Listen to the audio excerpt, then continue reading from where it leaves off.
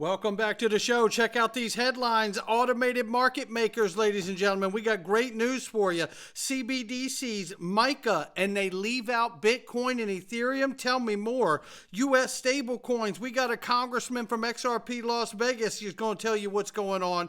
Ripple map. Oh my gosh, the number of countries. You are going to want to see this map. And how about this? We've heard this talk before, but is Ripple settlement underway? We'll talk about it. And we got Bitcoin technical analyst that's bullish on XRP. Oh, you know that's good. Somebody roll that beautiful intro.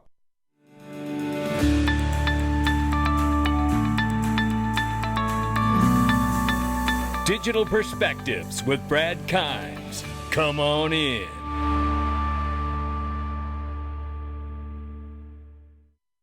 Welcome back to the show. You can follow us on Twitter, YouTube, and digperspectives.com for exclusive content. Right now, $2.73 trillion market cap for crypto.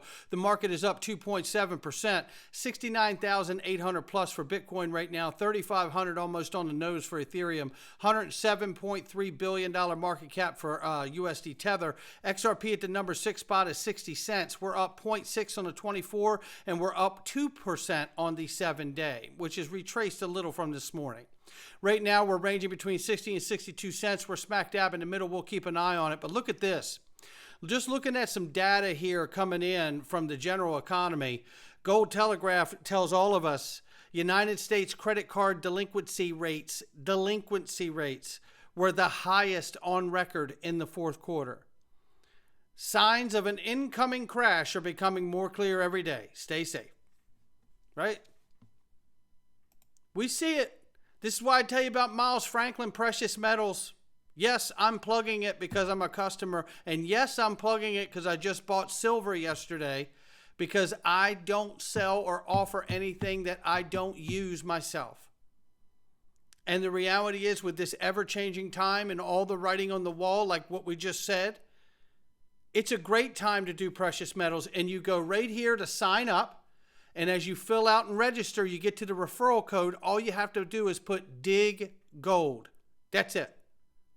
And then you're done. You'll get all the best service and prices as soon as you do that.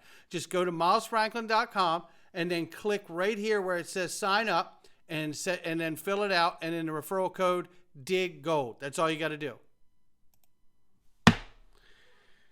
I can't wait for my silver to get here. Ripple unveils $1 trillion ODL corridor. XRP price expected to skyrocket to $3. Well, I tell you what, I'm more excited about this news. Ripple's XRP experiences a staggering 2,703% increase in tokens on the Ethereum network.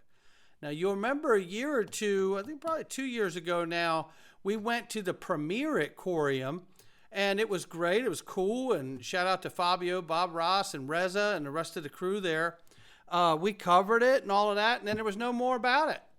Well, there's more about it now. Because that interoperability between the XRP Ledger and Ethereum network is just getting started. And I think, to speak to a larger macro point, the interoperability of bringing multiple ledgers together for one unified federated experience is what is beginning to unfold and happen now. And I'm super excited about that because that mirrors the current experience we have of the internet. Crucial XRP Ledger automated market maker amendment goes live on the main net. Shout out to Bank XRP. Give them a follow. The XRP Ledger from Vet here, automated market maker fix is now live. It's safe to deposit and use the automated market maker again. But as mentioned before, take it easy, please. Thanks to everyone in the community who helped handle the situation in the initial phase of the bug. And remember, do not do one-sided deposits. Chiho Moyes right here.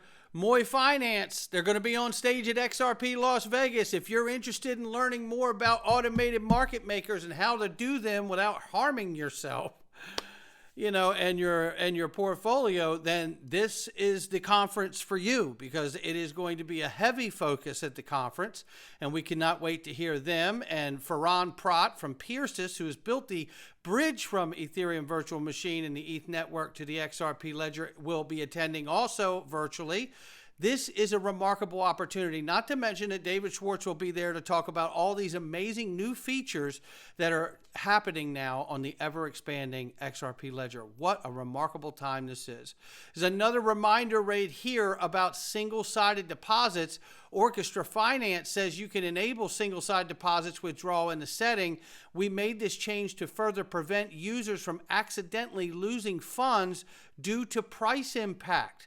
Price only enables this feature if you fully understand what it does. So they're showing you here how they have that out to remind people using this not to forget about those facts. So now we move to central bank digital currencies, and in a second, stablecoin bill in the United States. But first, let's hear from Perry Ann Boring, because I have to agree, CBDCs, central bank digital currencies, give me the creeps too. Take a listen.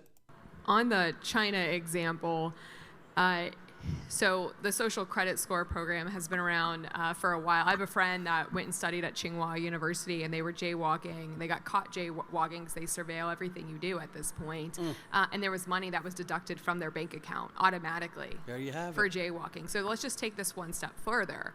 China has introduced a central bank digital currency. They were the first country in the world to implement a CBDC, the digital yuan. They're layering the CBDC, their digital yuan, with the social scoring program. So not only are they watching what you're doing in the physical world, it's linked to your money.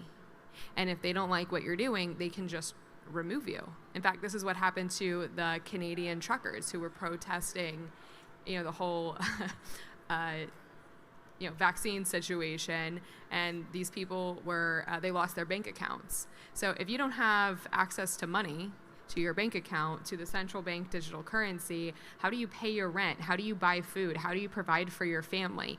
You can't. It's it's a death sentence. What about, going and seeing your grandparents? Great. I definitely support spending time with your family.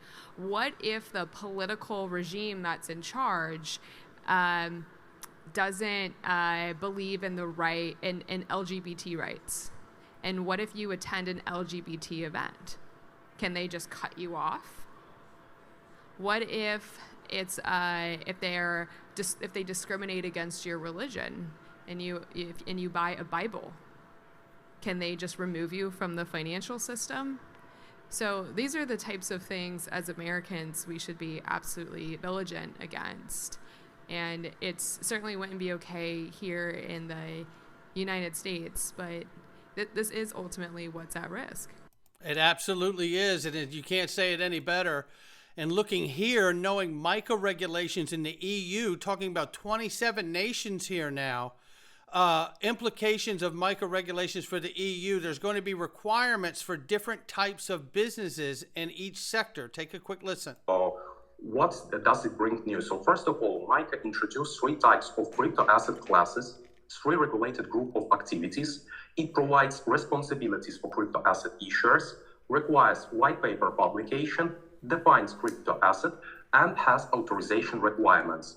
Also, MiCA prohibits insider trading, and the most important, MiCA provides minimum capital requirements for different types of businesses. For example, 50,000 euros for order management and crypto consulting, 125,000 euros for asset custody and crypto exchange, and 150,000 euros for trading platform.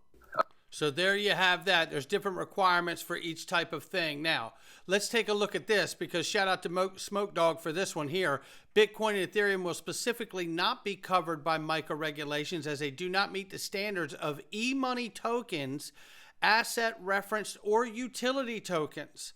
And here you can see the categories broken down here. Investment security tokens with investment aspects, profit guarantees to their purchasers are not defined in MiCA and are subject to stricter regulation of MiFID2.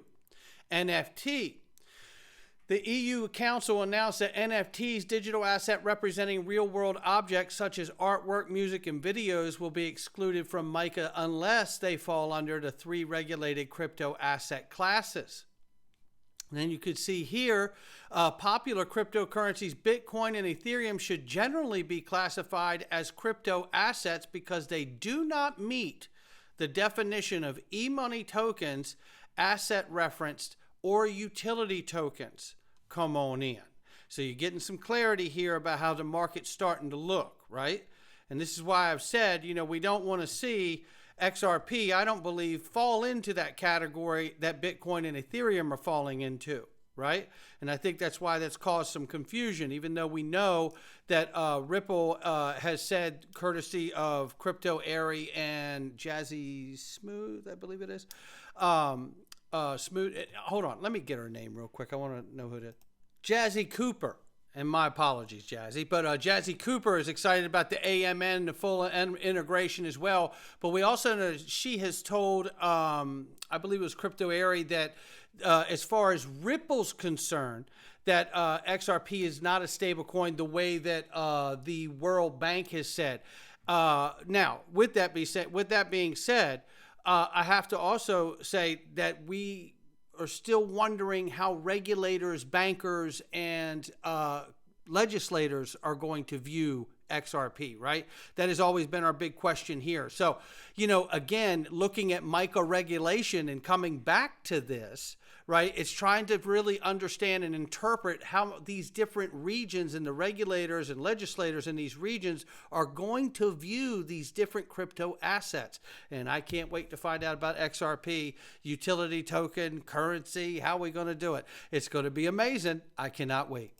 Now, let's look at this right quick, because we know that the U.S. has now gotten very bullish on the idea of stablecoin bill being done this year, because now we have U.S. senators are preparing to introduce. We covered this yesterday with Senator Gillibrand, and we covered this in a way where Senator Gillibrand said it could be introduced in the next week and a half.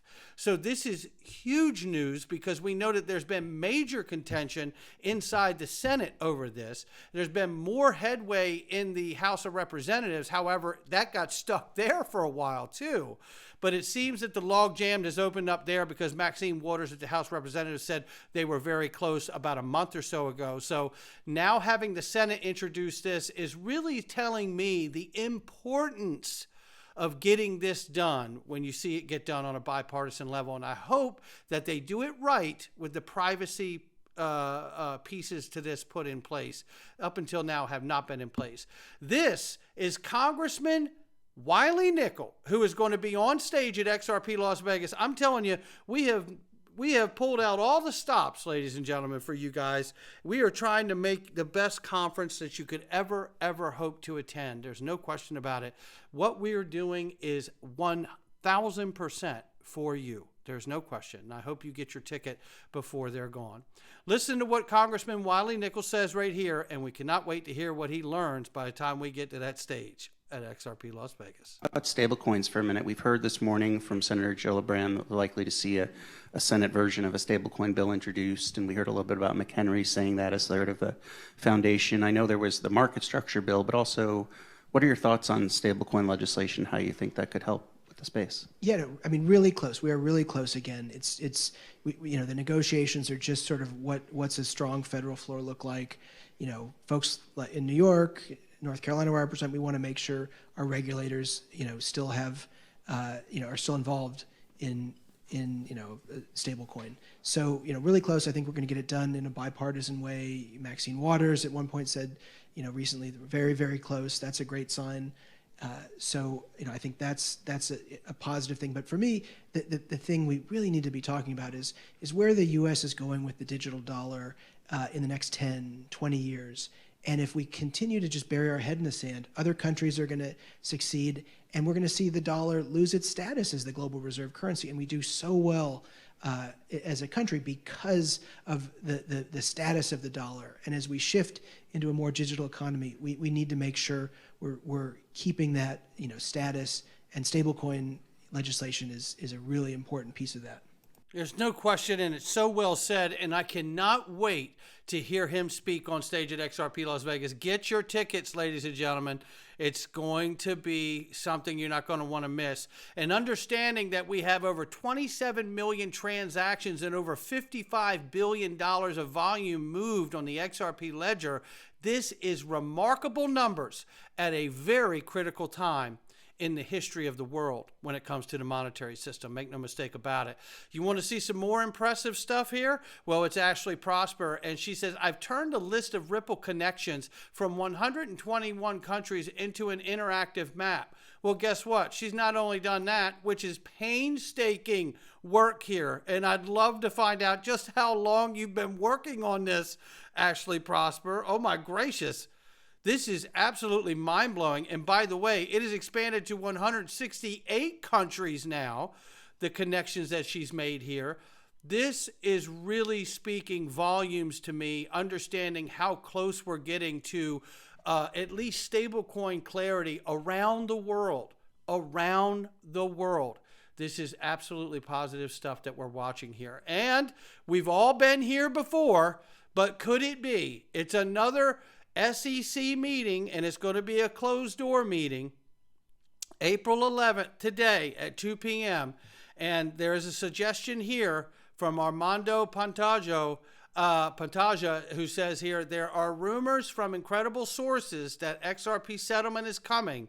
The SEC closed meeting is near. We've heard these things before. They have these meetings often. So we don't know for sure, but I shout out to Armando for sharing his point of view here. I certainly love hearing it. And he says, we've been here. I've said we've been here before, but could it be?